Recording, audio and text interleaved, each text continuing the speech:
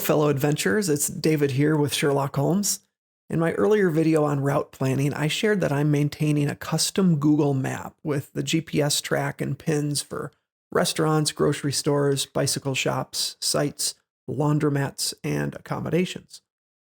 The original idea was that I placed so many pins for accommodation options that I could make a daily decision on how far I wanted to ride. But the more I thought about it, the more I thought I'd prefer a daily schedule, since there were stops that I didn't want to miss out on, like some cities with many warm showers host options, or the Great Church Bicycle Hostel in Seabury, Kentucky, or the fun-looking Bueller City Park in Kansas with a free pavilion to sleep under and a city pool we can enjoy for a few dollars. Also, in the remote stretches of Nevada and Utah, there's often no option but to treat certain cities as guaranteed stops unless we want to pitch a tent on the side of US 50 with the scorpions and the rattlesnakes. I also knew that I had friends to visit in Harrodsburg, Kentucky, and Richmond, Virginia, who would host me, so those meant guaranteed stops. I'll retain all of the other accommodation pins as backups in case of weather or other things that need to cut a day short or lengthen it. The new blue pins that I placed on the Google map denote my new nightly accommodation plan. I planned days with significant climbing to be shorter and flat days to be longer.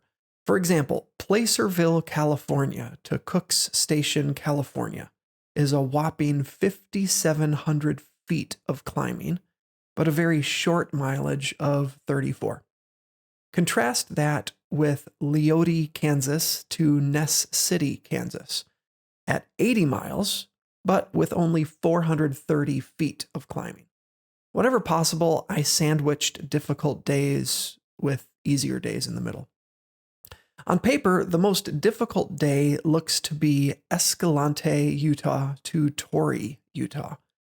This is 63 miles long with an absurd 6,950 feet of climbing. I'm hoping the incredible scenery will keep us motivated that day to keep churning. I realized I missed an important number in my previous pre-trip by the numbers video, 192,803. It's the number of dogs we expect to be chased by in eastern Kentucky. I'm just kidding with you. 192,803 is the total feet of climbing.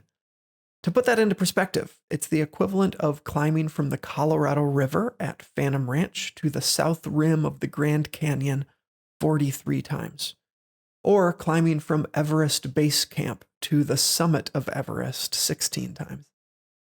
So this 66-day plan would put our daily riding average at 58 miles with 2,920 feet of climbing per day.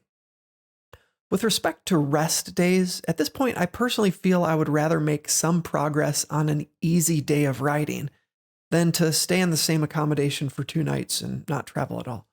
But in every journal that I read, besides those that are actually competing in the Transamerican race, the rider takes rest days, so I expect my opinion on the matter will change once I'm on the road.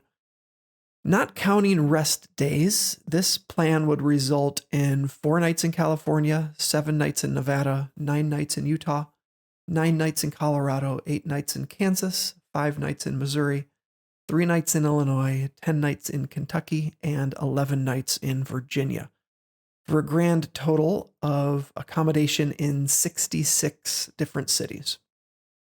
I discussed our accommodation plan in my earlier pre-trip by the numbers video, and in the unlikely event that everything goes according to plan and every warm showers request is granted, we would stay 17 nights in traditional campgrounds, 11 nights in city parks, 9 nights in churches, 17 nights at warm showers hosts, 2 nights with friends I have along the route, and finally 10 nights in hotels.